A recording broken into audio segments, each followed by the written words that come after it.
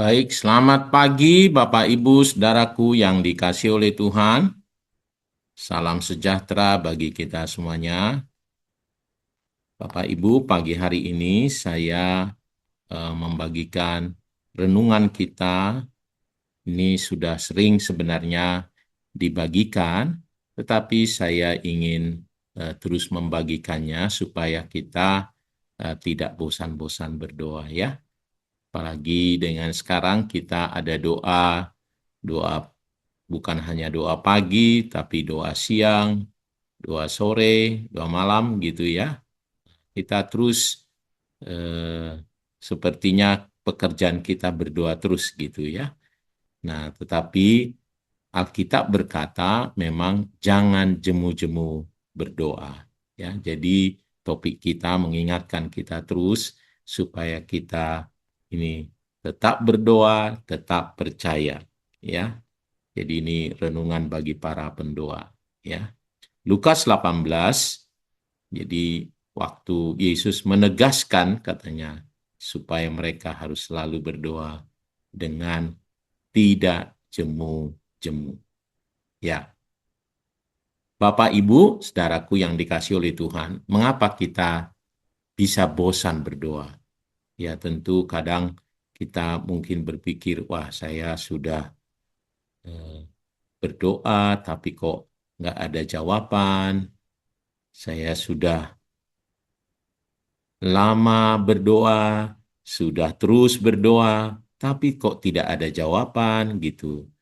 Nah, apakah Tuhan mendengar doa saya atau bagaimana ya? Apa tidak sayang nih Tuhan? Apa benar ada Tuhan apa enggak ini ya? Gitu ya. Nah, saudaraku, berdasarkan firman Tuhan Lukas 18, ya, jadi Tuhan tahu kita bahwa kita mungkin bisa lelah, bisa bosan berdoa, oleh karenanya Yesus memperingatkan kita untuk jangan jemu-jemu berdoa. Ya. Jadi bersyukur firman Tuhan itu lengkap ya, mengingatkan kita untuk jangan kita jemu-jemu berdoa.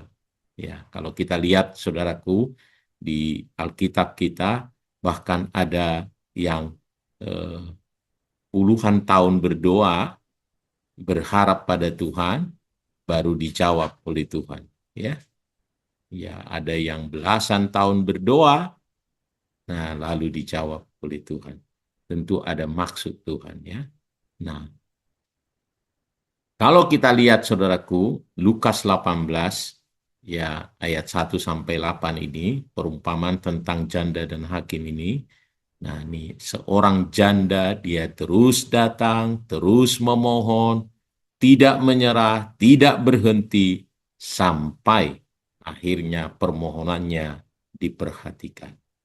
Nah saudaraku, inti dari eh, cerita ini adalah supaya setiap kita tekun berdoa seperti janda ini.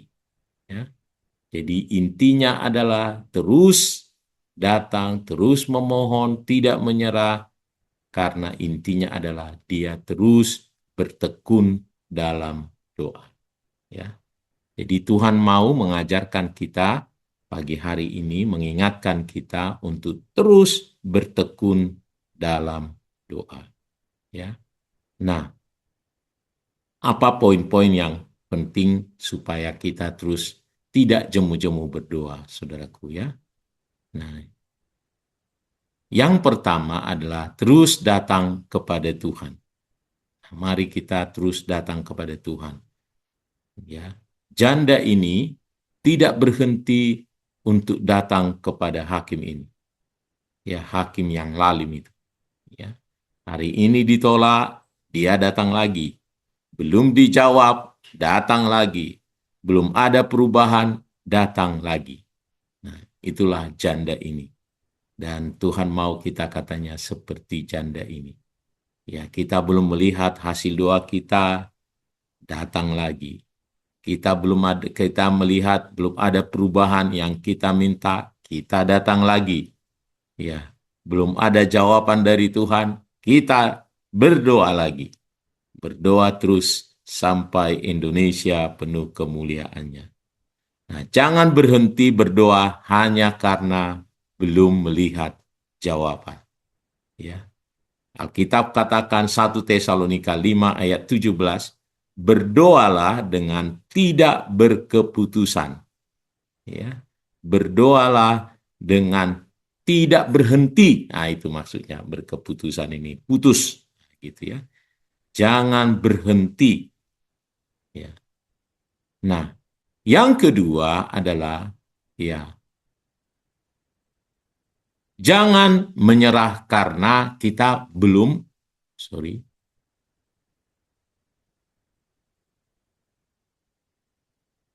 ya, jangan menyerah karena penundaannya. Penundaan bukan berarti penolakan. Nah, kadang Tuhan memang menunda, bukan karena dia tidak peduli, tetapi karena dia sedang membentuk iman kita, ya, sedang mengajari kita terus berharap kepada Tuhan, ya, terus percaya kepada Tuhan. Nah, Tuhan sedang membentuk iman kita, ya. Sebab itu, kata firman Tuhan Ibrani 10 ayat 35, sebab itu janganlah kamu melepaskan kepercayaanmu. Nah, ada kalanya Tuhan menunda supaya ia membentuk bagaimana kita punya iman. Abraham, ya lama sekali, ya dia mendapatkan apa yang dijanjikan oleh Tuhan. Karena apa? Ia ingin membentuk iman Abraham. Sampai akhirnya Abraham disebut bapa orang beriman, ya. Nah, mari kita menyadari bahwa bukan Tuhan tidak peduli, tetapi ia sedang mengerjakan sesuatu yang jauh lebih penting lagi daripada itu, saudaraku. Nah, yang ketiga, percayalah pada karakter Tuhan.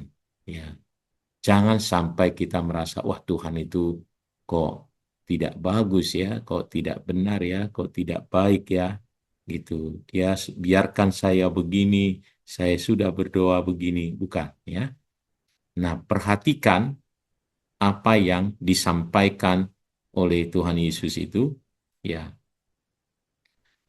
Dia sampaikan janda itu menghadapi hakim yang tidak benar, akhirnya bertindak karena janda itu terus memohon.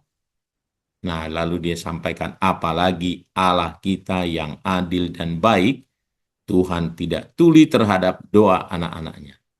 Ya, dia pasti mendengar. Dia pasti mendengar. Ya. Nah, saudaraku, Tuhan bukan sama dengan hakim yang tidak benar. Tetapi dia akhirnya bertindak. Apalagi Bapa kita yang di sorga. Dia hakim yang benar, hakim yang adil dan baik. Dia pasti mendengar.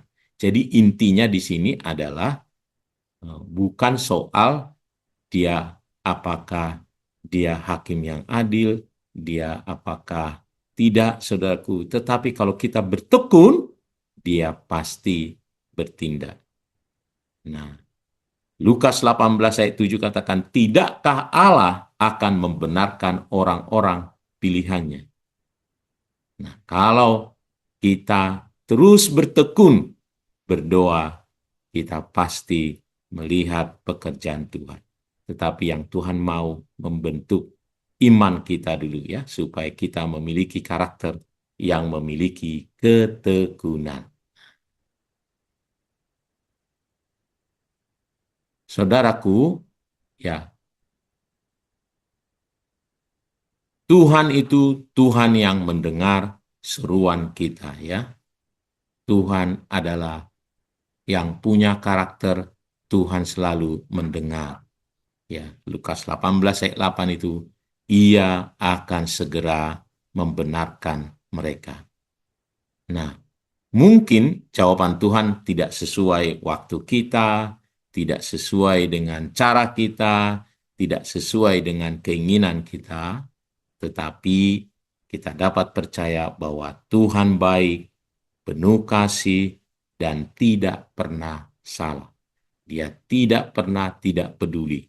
Bagaimana mungkin, saudaraku ya, Allah dia rela mati justru ketika kita masih berdosa. Dia mengasihi kita justru ketika kita masih berdosa. Bagaimana mungkin ia tidak mengasihi kita justru ketika kita sudah mengasihi dia. Kita datang kepada dia. Kita tanpa datang kepada dia saja, dia mengasihi kita. Dia menyelamatkan kita justru ketika kita tidak datang kepada dia.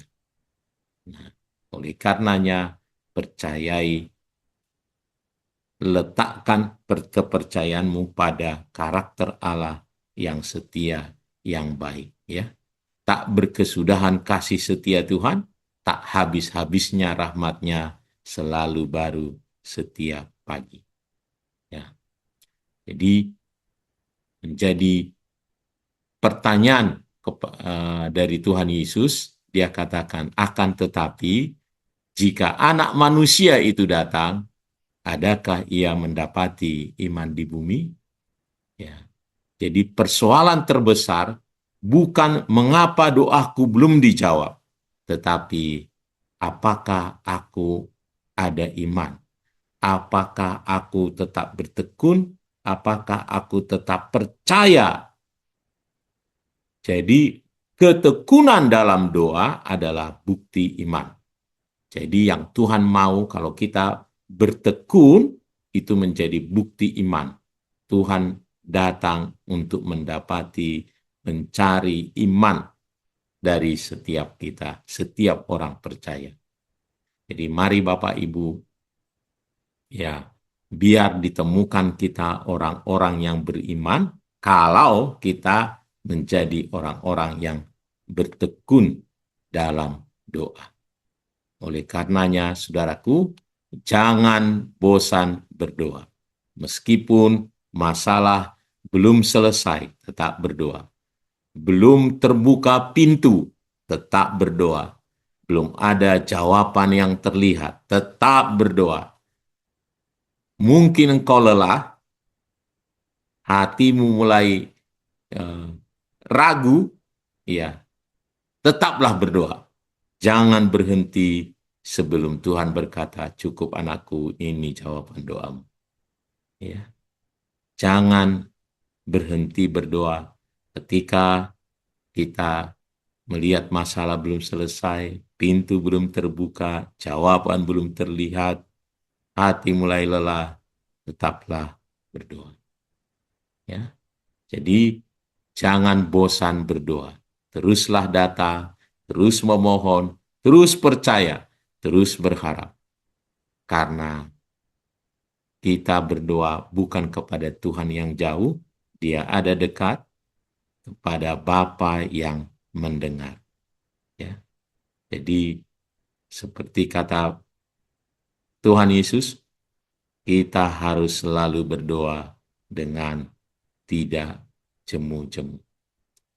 Mari Bapak Ibu Saudaraku yang dikasihi oleh Tuhan, para pendoa-pendoa, jangan bosan berdoa.